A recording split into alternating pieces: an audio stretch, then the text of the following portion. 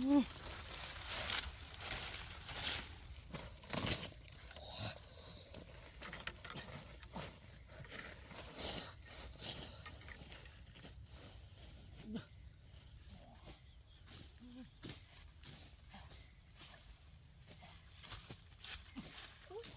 น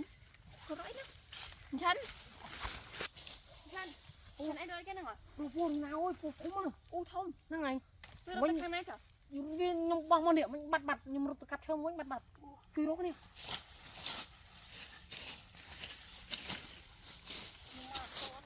มันคุ้มอะไรเอาคุ้มมาสบายนะจะไปโซ่สามโซ่เลยจ้าสบายแล้วมันคุ้มมันฉันเดินฉันอู้จูหมากน้องนี่ฉันหมดมองตะดักไรนี่มันตะดักไรยมรถกัดเชิงมันบัดเรียนเลื่อนเหรอนั่นเคยเดินฉันเลยดูสายเงาปูไม่คุ้มมันถ้าจะไปโจมหมดเธอเนี่ยนั่งไงไว้กับเธอ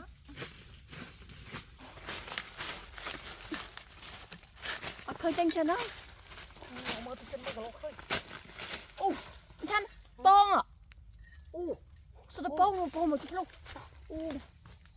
ที่น้องนี่มาดังนั้นฉันอู้ไปให้จีโป้งโป้งดัง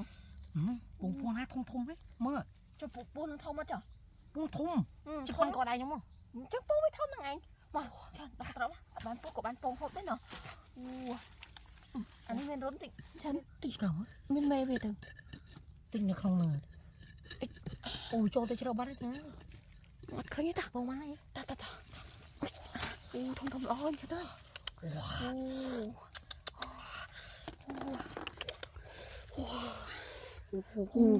ทุ่มเลยนะจ้ะโอ้ยมันนงโอ้ยทุ่มร้อนเนี่ยฉันยืนตัวขาดดังขาเลยไม่ไปมาบ้าง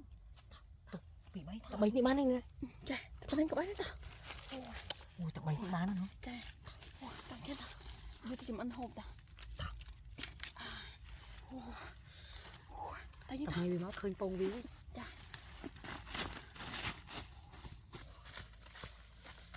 ui đó này nè bắn giờ em chặt tới cho một cái chỉ đủ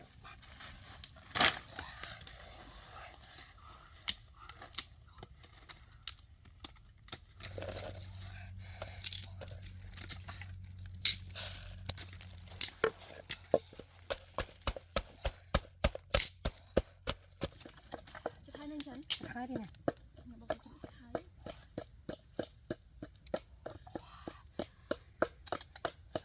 vô salad jadi lihat kan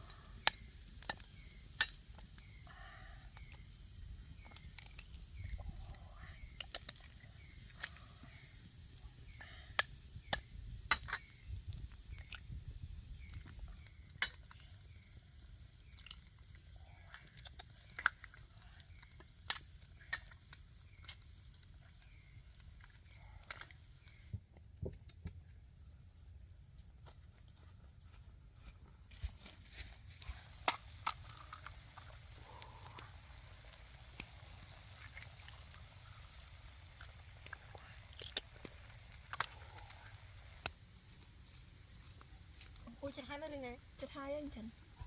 ui là khom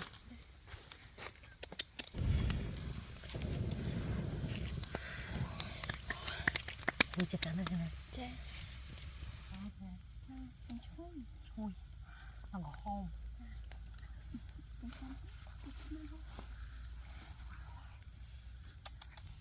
ui một bố quần nha chặt chân nó nữa ui chặt anh đang chặt nó mới rất là con là chui có khó mà đi nào ơi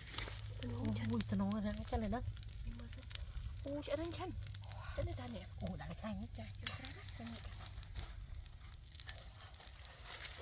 ui là có không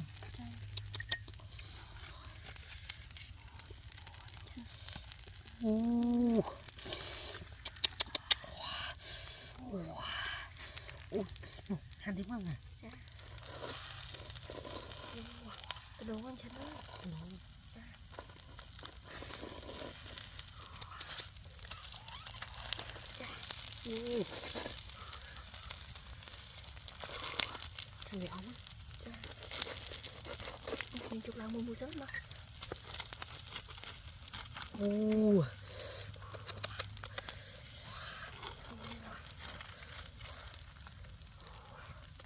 ui mà con thằng nông đây nào chui nè chui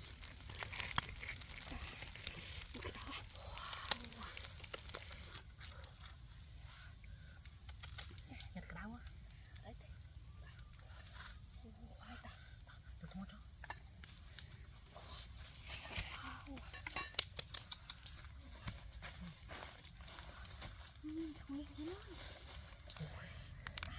ui lần thằng nông gì nào ui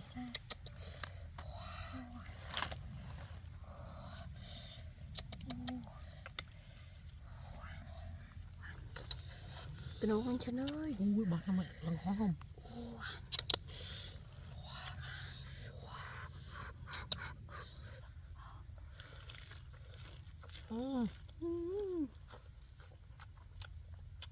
chân ơi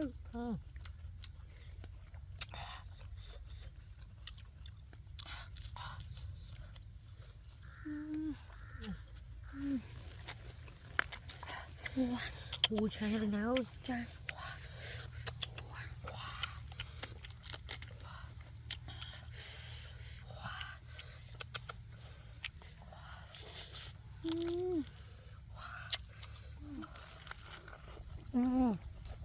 cho nên cho nó được không phải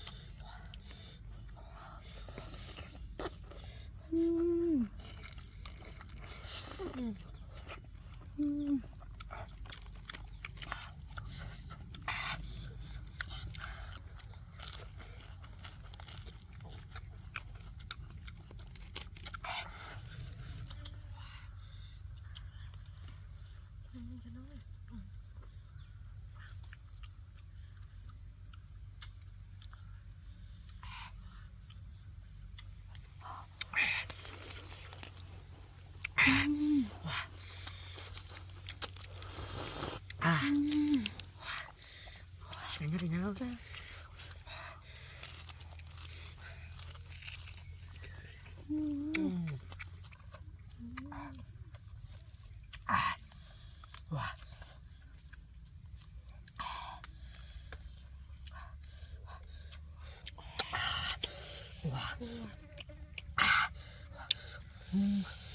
Wow.